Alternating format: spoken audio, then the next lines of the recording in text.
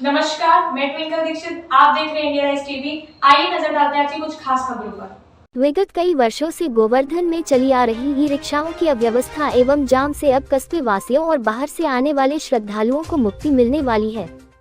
शुक्रवार को जिलाधिकारी मथुरा पुलकित खरे और एसडीएम गोवर्धन कमलेश गोयल द्वारा बेहतर यातायात संचालन हेतु प्रशासन द्वारा बनाए गए रोड मैप प्लान के अंतर्गत लगभग 400 की ई रिक्शाओं को गोवर्धन के सप्तकोशीय परिक्रमा मार्ग में चलाने की अनुमति प्रदान करते हुए ई रिक्शा संचालकों को वर्दी पहनाकर तथा उन पर टैग लगाकर ई रिक्शाओं को हरी झंडी दिखाकर यातायात व्यवस्था का शुभारंभ किया गया।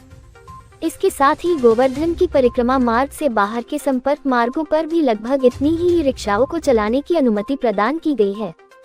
आपको बताते चले कि पहले गोवर्धन में हजारों की संख्या में ई रिक्शा सड़कों पर दौड़ते थे, जिसकी वजह से आए दिन परिक्रमा मार्ग और कस्बे में जाम की स्थिति बनी रहती थी। श्रद्धालु जाम में फंसकर कराहते हुए नजर आते थे, लेकिन इस व्यवस्था के संचालन के बाद जाम से मुक्ति मिलेगी और श्रद्धालुओं को बेहतर परिवहन की व्यवस्थाएं प्राप्त होगी।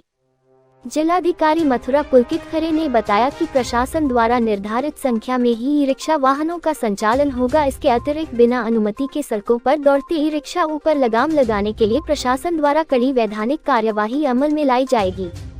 साथ ही उन्होंने ई रिक्शा चालकों से कहा कि बाहर से आने वाले श्रद्धालुओं के साथ विनम्रता का व्यवहार करें, क्योंकि ई रिक्शा तो देश के तमाम शहरों में चलते हैं, लेकिन जो सौभाग्य आपको प्राप्त है वह अन्य कहीं भी ई रिक्शा चालकों को नहीं मिलता। आप श्रद्धालुओं को भगवान की भक्ति में सहयोग करते हैं, उनके गंतव्य तक पहुँचाते हैं। ऐसे में आपका व्यवहार श्रद्धालुओं के प्रति श्रद्धा और विनम्रता का होना चाहिए। Mathura Govardhan India rise TV से वरिष्ठ संवाददाता रेखा शर्मा की रिपोर्ट।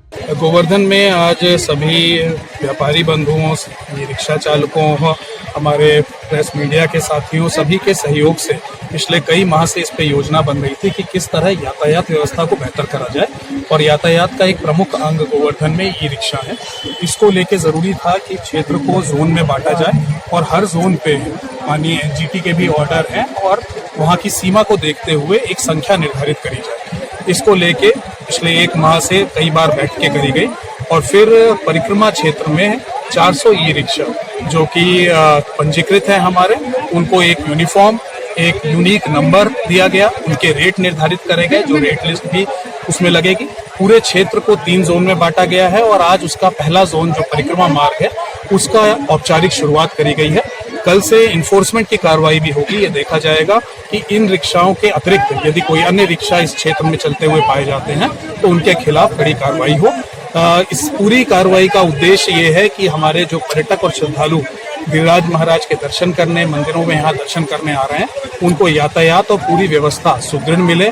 ई रिक्शा की वजह से परेशानी ना हो बल्कि सुगमता का एहसास हो और हमारे ई रिक्शा चालक श्रद्धालु मित्र के रूप में उभर कर आए।